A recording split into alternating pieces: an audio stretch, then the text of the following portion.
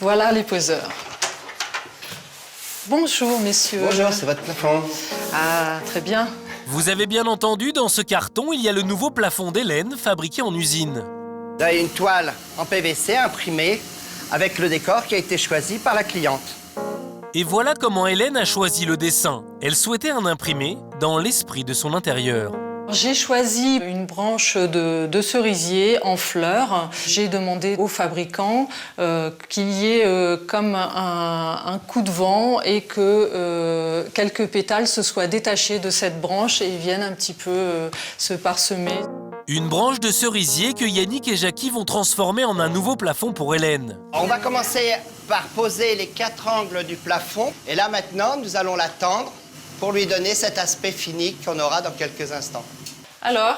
J'ai à vous présenter votre nouveau plafond. Et 1h30 plus tard... Oui. Je trouve que c'est pas la pièce de tout le monde. Elle est personnalisée et les couleurs ressortent bien. Ouais, vraiment, c'est très bien. Pour moins de 2000 €, Hélène a métamorphosé son plafond. Imprimé, plantes suspendues ou encore ciel étoilé, il existe de multiples façons de décorer votre plafond. Très tendance et en plein boom, voici toutes les astuces pour ne pas vous rater. Nous sommes chez Valérie. Cette mère de famille vient d'acheter une orchidée, mais elle ne va pas la mettre dans un vase ordinaire. Eh bien non, on va l'accrocher au plafond. Une plante suspendue au plafond, c'est possible avec ce pot spécialement conçu pour cela. Valérie, qui a craqué pour le concept venu de Nouvelle-Zélande, va nous montrer comment. Il faut bien tasser la terre autour du réservoir. Parce que le principe, c'est que l'eau passe par le réservoir qui est poreux. Alors, il faut que la plante soit quand même suffisamment renfoncée pour pouvoir mettre le couvercle, mais qu'il y ait quand même une petite résistance pour que le couvercle, finalement, maintienne bien la plante. Un premier test. Donc là, il y a quelques bouts de terre qui tombent. Là, ça a l'air de bien tenir. Hop. Maintenant, il faut la suspendre. Donc, je vais mettre la boucle au niveau du plafond.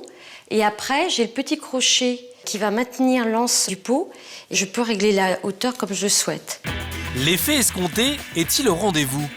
Je trouve l'idée audacieuse et le résultat sympa, rigolo. Seul inconvénient, pour arroser la plante, il faut monter sur l'escabeau. Mais le plafond n'est pas seulement un élément de décoration, il peut aussi être très utile. Jean-Yves habite un petit appartement dans la banlieue parisienne. C'est plutôt pas très grand, il y a 40 mètres carrés, 2 pièces. Immeuble ancien, donc pas de placard. Donc il a fallu monter des meubles quand même assez volumineux. J'ai mes bouquins, j'ai mes disques, voilà. Je range partout, y compris, voilà, j'ai pris un canapé spécifique qui me permet d'avoir un rangement en dessous. Donc il faut absolument, il faut tout rentabiliser, le moindre centimètre. Et pour rentabiliser le moindre centimètre carré, Jean-Yves a pensé à un système ingénieux. Eh bien, je vais réaliser un faux plafond en deux espaces de rangement séparés au milieu par une source de lumière. Pour réaliser ce faux plafond, transformé en un espace de rangement, Jean-Yves ne s'est pas ruiné. Les 2 dalles donc, qui servent de support, j'en ai pour une quarantaine d'euros.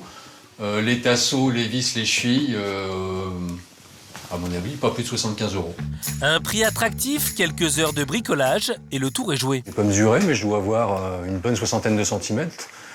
Je vais ranger le matériel de ski, les combinaisons, les duvets, les choses dont je ne me sers pas au quotidien et qui pèsent pas très lourd. Mais pour certains, le plafond n'est pas qu'un élément de décoration. Hugo, sa femme et leurs 3 enfants vont bientôt emménager dans cet appartement refait à neuf. Donc ça sera le salon. Comme vous voyez, c'est donc un haussmannien classique avec des moulures, avec des jolies boiseries.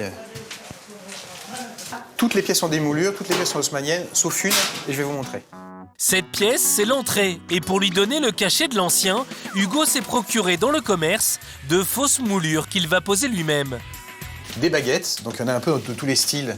Là, on a pris une baguette un peu décorative, mais il y en a un peu pour tous les goûts. Et puis une rosace, ça se colle sur le plafond.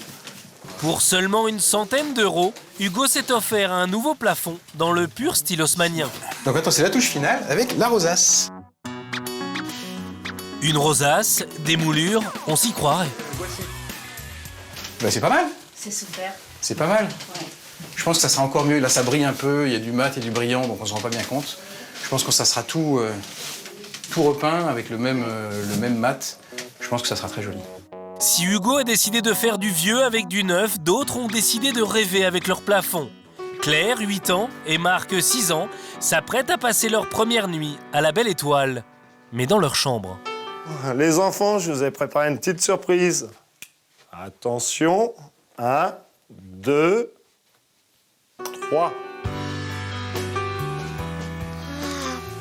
C'est beau. Le plafond installé par leur papa fait son effet. On a l'impression qu'il y a un ciel étoilé qui est au-dessus de notre tête.